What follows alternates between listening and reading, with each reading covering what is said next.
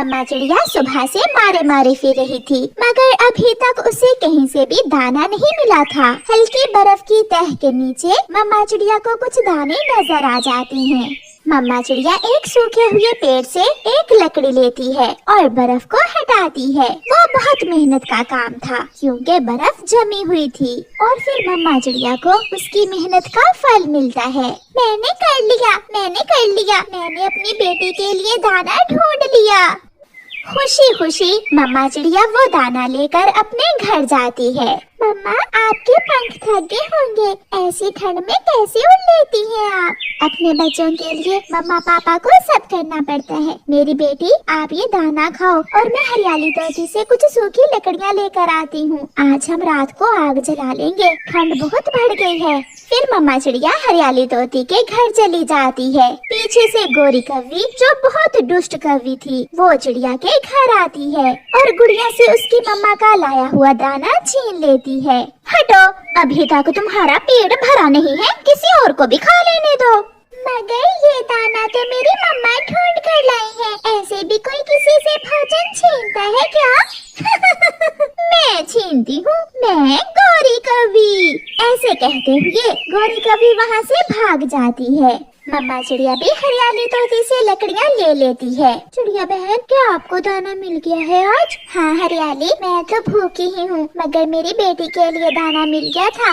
मम्मा चिड़िया अपने घर जाती है। मम्मा, उस कौवी ने मेरा दाना भी छीन लिया और मुझे मारा भी है। कौन? वो गोरी कौवी?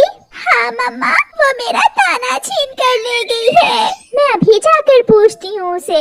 गुस्से में मम्मा चिड़िया कौवों के घर जाती है। खा ले मेरे जग्गू, पेट भर के खा ले। मैं ये दाना उसे छोटी चिड़िया की बच्ची से छीन कर लाई हूँ।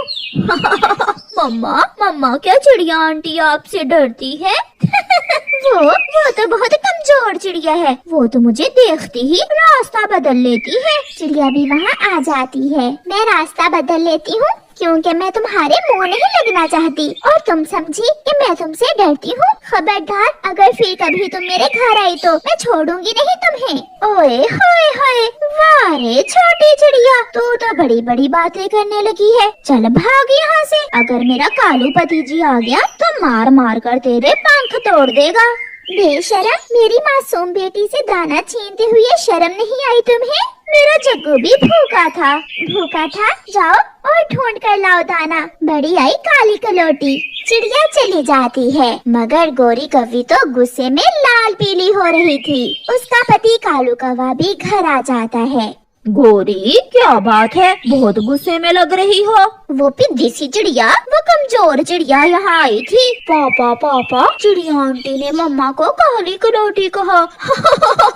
क्या बात है गोरी, मुझे बताओ। मैंने उस पिद्दी चिड़िया से 2 दाने क्या छीन लिए, वो तो मेरे घर तक आ गई। कालू, क्या फायदा मुझे तेरा, कोई भी मुझसे नहीं डरता। तुम चिंता न करो गोरी, मैं उस चिड़िया को ऐसा मजा सिखाऊंगा कि सारी जिंदगी याद रखेगी। दूसरे दिन कालू कौवा अपने दोस्त बुरे कौवे के पास जाता है। बुरे यार, उस चिड़िया ने मेरी पत्नी को बहुत बुरा भला कहा है, उसका कुछ करना होगा। तो फिर तोड़ देता हूँ उसका घर, ऐसी ठंड में मरेगी वो चिड़िया और उसकी बेटी। इस काम के मैं तुम्हें 10 दाने दूंगा पूरे। चिंता न करो, समझो काम हो गया। मम्मा, आज मैं भी आपके साथ जाऊंगी। अगर थक गई तो रात को रोना नहीं है। मम्मा प्रॉमिस, मैं नहीं थकूंगी। मम्मा चिड़िया और उसकी बेटी दाना लेने चली जाती हैं। बुरा कौवा कालू का दोस्त छुपकर उन्हें देख रहा था। चिड़िया जैसे ही दाना लेने जाती है, बुरा कौवा कुल्हाड़ा लेकर आता है और चिड़िया का घर तोड़ने लगता है। बुरा कौवा चिड़िया का घर पूरी तरह तोड़ देता है और इधर उधर देखकर वहाँ से भाग जाता है। काम हो गया, लाओ मेरे 10 दाने दो। शाबाश, ये लो भूरे, गिन लो, 10 दाने पूरे हैं। मगर ये तो बताओ, चिड़िया का घर पूरा ही तोड़ा है ना? चिड़िया अब कभी भी उस घर में नहीं रह सकेगी। कालू कौवा खुशी खुशी अपने घर चला जाता है। गोरी पत्नी जी, एक बार जाकर तो देखो, मैंने चिड़िया का घर तोड़ दिया है। अब चिड़िया और उसकी बेटी ठंडी रात में मरेंगी। कालू, सच कहा? क्या तुम सच कह रहे हो? गोरी जल्दी से भागती, चिड़िया भी दाना लेकर आ जाती है। गुड़िया बेटी, ये कैसे हुआ? हमारा घर तो टूटकर जमीन पर गिरा पड़ा है, ये सब कैसे हो सकता है? मेरा घर कैसे टूट गया? चुप कर जाओ बेटी, अब रोने से कुछ नहीं होगा। हमें ठंडी रात गुजारने के लिए कोई उपाय सोचना होगा। गोरी कवि भी वहाँ आ जाती है। चिड़िया, ये तुम्हारा घर कैसे टूट गया? क्या पता गोरी, मैं तो दाना लेने गई हुई थी, आई तो मेरा घर टूटा हुआ था। अब तो तुम ठंड से मरोगी और तुम्हारी बेटी भी मरेगी। चिड़िया बेआसरा अपनी बेटी को साथ लेकर वहाँ से चली जाती है।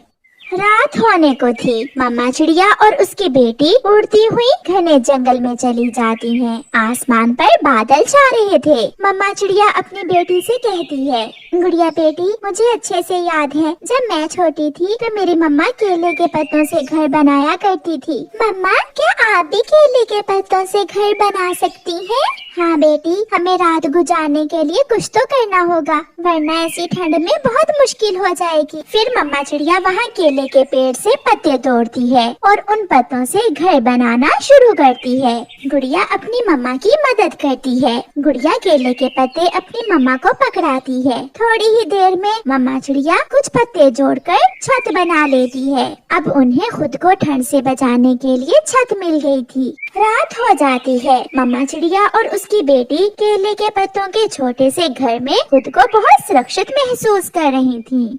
आसमान पर बादल तो थे ही, इसलिए रात होते ही बारिश शुरू हो जाती है। बारिश बहुत तेज थी। तेज बारिश के साथ हवा भी बहुत तेज थी। तेज हवा से कौवों का घर टूटकर नीचे गिर जाता है। कालू, कालू, मुझे इस दरवाजे से बाहर निकालो, मेरी कमर टूट गई है, मुझे बाहर निकालो। मगर कालू चुप था, क्योंकि एक बड़ी लकड़ी कौवे के सर पर लगी थी और कौवा वहीं मर गया था। मम्मा, मम्मा, पापा मर गए, मम्मा पापा मर गए हैं। फिर जग्गू कोशिश करता है और अपनी मम्मा गोरी कौवी को दरवाजे से बाहर निकालता है। जग्गू, तेरा पापा मर गया और घर भी टूट गया। अब ऐसी बारिश और ठंडे मौसम में हम कहाँ जाएंगे?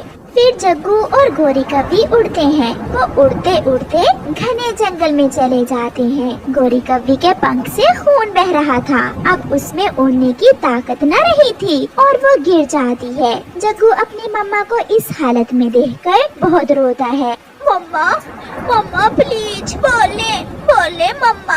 मगर उसकी मम्मा चुप थी। फिर जग्गू को बहुत ठंड लग रही थी और वो थोड़ी दूर एक घर के पास जाता है। वो घर चिड़िया का था, जो चिड़िया ने केले के पत्तों से बनाया था। कोई है, कोई है, कोई मेरी मदद करे। छोटे कौवे, तुम तो जग्गू हो। फिर जग्गू कौवा चिड़िया को सारी बात बताता है और चिड़िया जग्गू कौवे की मदद करती है और उसे अपने घर ले जाती है। आंटी, मेरे मम्मा पापा ने ही आपका घर तोड़वाया था और शायद उन्हें उसी की सजा मिली है। बेटा, जो दूसरों का बुरा सोचता है हमेशा उसका अपना ही बुरा होता है। प्यारे दोस्तों, इस कहानी को लाइक करना बिल्कुल मत भूलना। आपका धन्यवाद। चिड़िया कमजोर जरूर थी, मगर वो बहुत बुद्धिमान थी। उसके 2 बच्चे थे। बेटे का नाम कुकू और बेटी का नाम गुड़िया था। दोनों बच्चे पढ़ने में बहुत लायक थे। दोनों बच्चे सब कुछ अच्छे से सीख रहे थे। कुकू और गुड़िया बेटी, कल का सबक याद है ना? हाँ मम्मा, मुझे सब याद है। भोजन लेने के लिए हमें ऊंची उड़ान लेना होती है। और गुड़िया बेटी, घोंसला कैसे बनाया जाता है? चिड़िया के पड़ोस में गोरी कौवी रहती थी। उसका भी एक बेटा था जो बहुत नालायक था। वो पढ़ने और सीखने की तरफ तवज्जो न देता। गोरी की माँ आई हुई थी। वो अपनी बेटी गोरी कौवी से कहती है, गोरी बेटी, जग्गू कुछ पढ़ता भी है या सारा दिन आवारा ही फिरता है? नहीं माँ, जग्गू ना तो पढ़ता है और ना ही कुछ सीखता है। तुम्हारी पड़ोसन चिड़िया के बच्चों ने सब सीख लिया है। माँ, वो चिड़िया खुद पढ़ी लिखी है। अगर आपने मुझे भी 2 जमातें पढ़ाई होती तो मैं भी अपने जग्गू को पढ़ा सकती। मैंने तो बहुत कोशिश की तुम्हें पढ़ाने की, मगर तुम अपना बैग लेकर नदी पर चली जाया करती थी और वहाँ तितलियों से खेलकर घर आ जाती थी। फिर दूसरे दिन गौरी कौवी अपने बेटे को साथ लेकर चिड़िया के पास जाती है। चिड़िया, तुम तो जानती हो मैं पढ़ी लिखी नहीं हूँ। अगर तुम थोड़ी देर मेरे बेटे को पढ़ा दिया करो तो मैं तुम्हें इसके बदले कुछ पैसे या फिर कुछ दाने दे दिया करूँगी। गौरी, आप